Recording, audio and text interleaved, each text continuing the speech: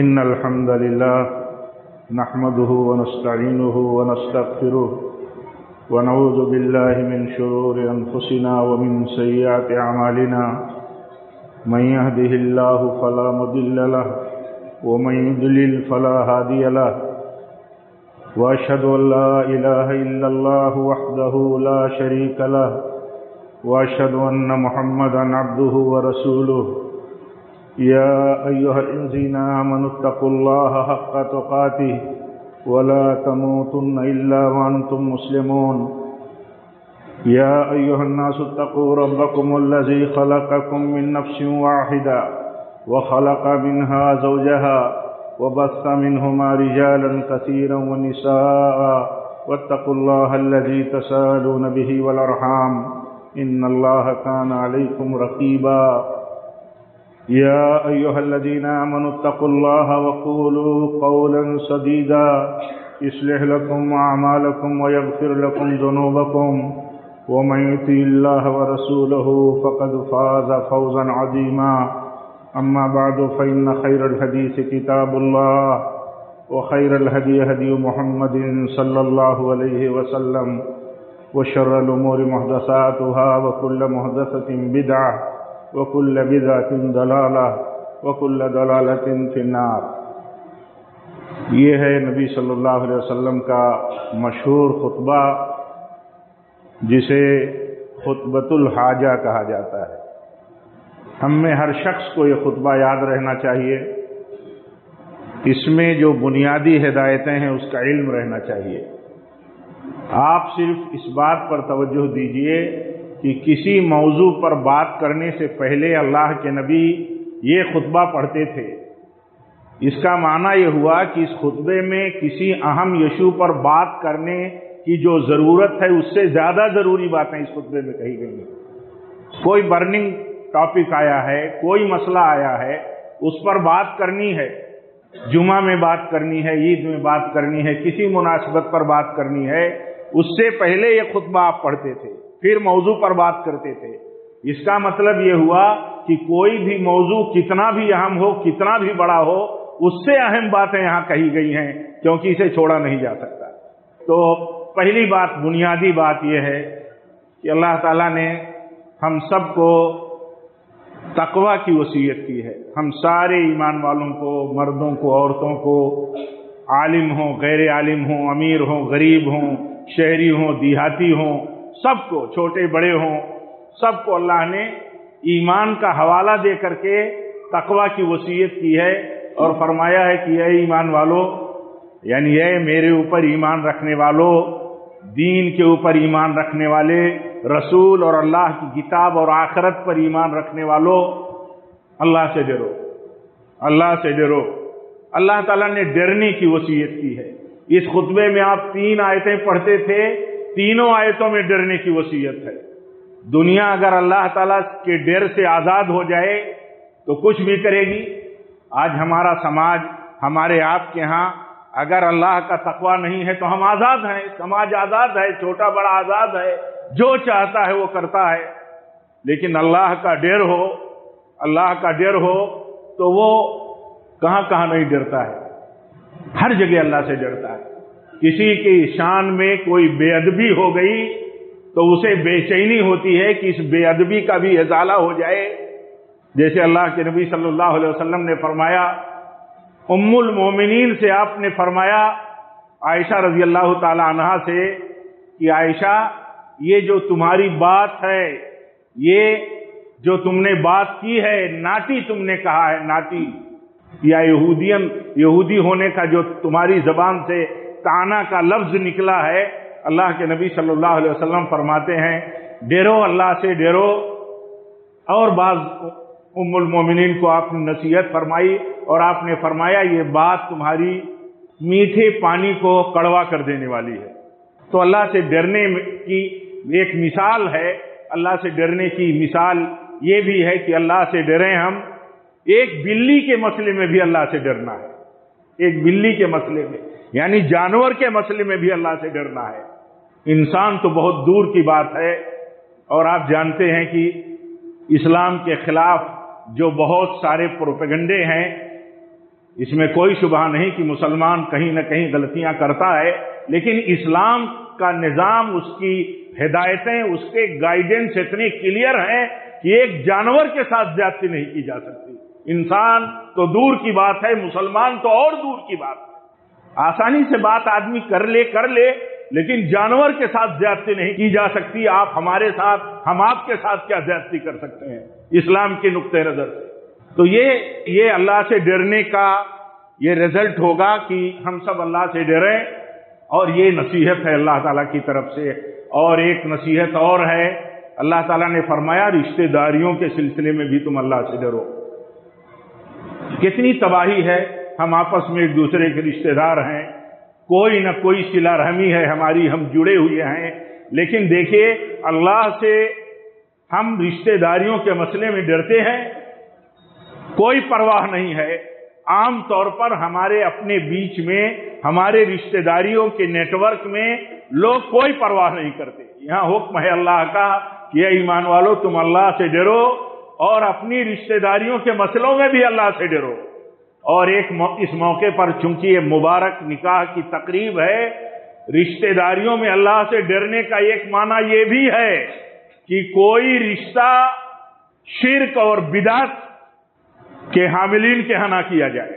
ہمارے سلف کہتے تھے جس باپ نے اپنی بیٹی کا رشتہ کسی بدعتی کے ہاں کر دیا تو اس نے گویا کی رشتہ کاٹ دیا، کیوں؟ رشتے کا حق ہے، بیٹی کا حق ہے، ایک سرپرست کے اوپر اس کے ماتحت میں ایک بچی، ایک عورت کا حق ہے۔ اس کا سب سے بڑا حق یہ ہے کہ اس کا رشتہ سنت والے کے ہاں کیا جائے، حدیث والے کے ہاں کیا جائے، صحیح عقیدے والے کے ہاں کیا جائے۔ مسلکوں کی دنیا میں کم سے کم مسلمان اتنا تو سمجھے کہ نبی صلی اللہ علیہ وسلم یہ بات بیان کر کے گئے ہیں، آپ نے یہ بات بیان کر دی ہے، وصیت کر دی ہے ہم سب کو، پوری امت کو قیامت تک کے لیے، کہ میرے بعد بہت فرقے پیدا ہوں گے، بہت فرقے، 72 فرقے یہود و نصارہ میں پیدا ہوئے، آپ نے فرمایا میری امت میں اس سے زیادہ فرقے پیدا ہوں گے۔ تو خبردار کر دیا اللہ کے نبی نے صلی اللہ علیہ وسلم، اور طریقہ بھی بتا دیا کہ نجات پانے والے فرقے کی نشانی کیا ہوگی، طریقہ کیا ہوگا، وہ بھی بتا دیا۔ آپ نے بتا دیا صحابہ کے سوال کرنے پر کہ نجات پانے والا فرقہ کون ہے، تو آپ نے فرمایا وہ فرقہ نجات پانے والا ہے جو میرے طریقے پر چلے گا، میرے صحابہ کے طریقے پر چلے گا۔ جس مسئلے میں مسلمان اختلاف کرے اس کے اوپر فرض ہے کہ وہ اللہ کے نبی کا طریقہ دیکھے اور اللہ کے نبی کے صحابہ کا طریقہ دیکھے۔ جب وہاں سے اسے مل جائے تو اپنے اختلاف کو ختم کر لے، کیونکہ ان کے بعد جو اختلاف آیا ہے ان کو کوئی حق نہیں ہے کہ سنت سے وہ اختلاف کریں اور اسی طرح صحابہ کے طریقے سے اختلاف کریں۔ اگر آپ کو یاد نہ ہو تو میں یاد دلا دوں، امام شافعی رحمۃ اللہ علیہ فرماتے ہیں میں نے اجماع پایا ہے، اجماع۔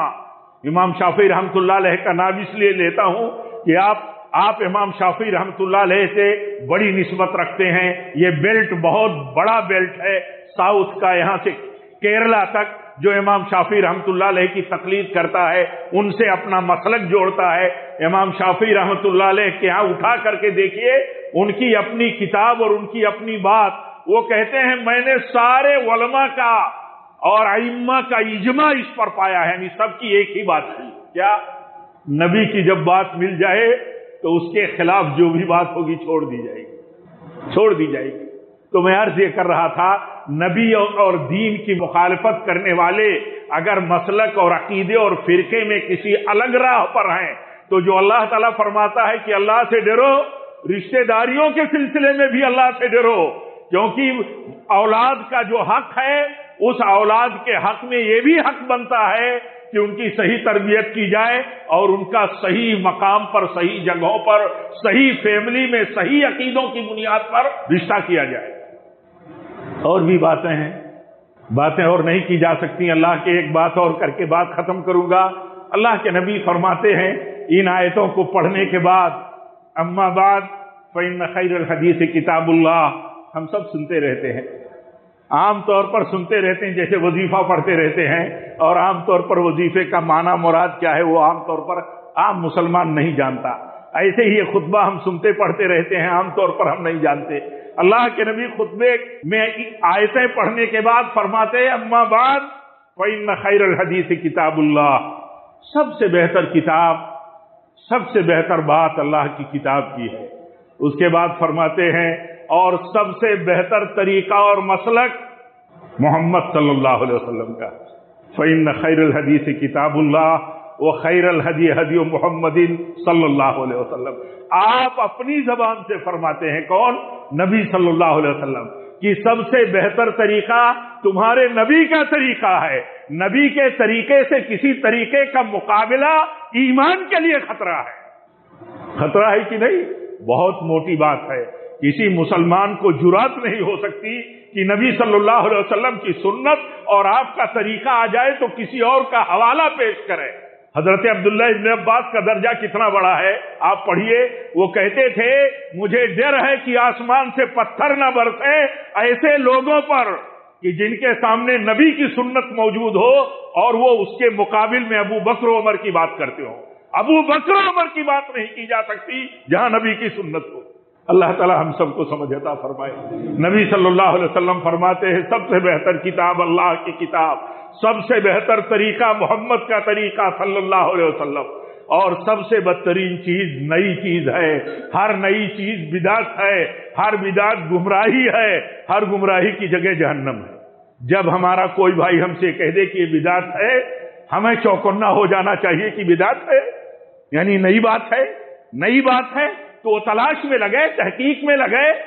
دنیا میں ہر چیز ہم جانچ کر کے پرکھ کر کے کھرا اور کھوٹا دیکھ کر کے لیتے ہیں، تو دین کے اندر ہمیں کہاں آزادی ہے کہ جو کچھ مل رہا ہے اسے ہم جمع کیے جا رہے ہیں، اس پر عمل کیے جا رہے ہیں۔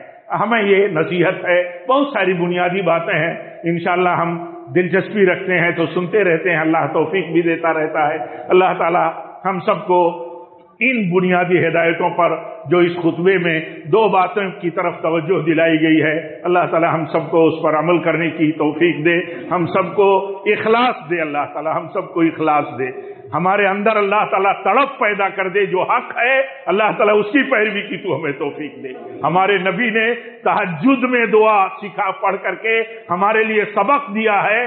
آپ تہجد میں دعا پڑھتے تھے، آپ اٹھائیے، صحیح حدیث صحیح مسلم کی ہے، آپ دعا کرتے تھے تہجد میں کہ اے اللہ جس میں لوگ اختلاف کرتے ہیں اس میں تو مجھے صراط مستقیم کی توفیق دینا۔ کیا آپ کو صراط مستقیم کی توفیق نہیں تھی؟ ساری امت کو نصیحت ہے کہ جب اختلاف دیکھنا تو اللہ تعالیٰ سے رات میں صراط مستقیم کے لیے دعا کرنا۔ اللہ تعالیٰ ہم سب کو توفیق دے۔ رب العالمین یہ مبارک مجلس جو اللہ کے گھر میں ہے ہم سب کے لیے باعث برکت بنائے، اور ہم سب کو تقوی کی زندگی جینے کی توفیق دے، رشتہ داریوں کے حقوق ادا کرنے کی توفیق دے، اور دین کے تمام مسئلوں میں سنت اور صحابہ کا طریقہ فالو کرنے کی توفیق دے۔ وآخر دعوانا الحمدللہ رب العالمین۔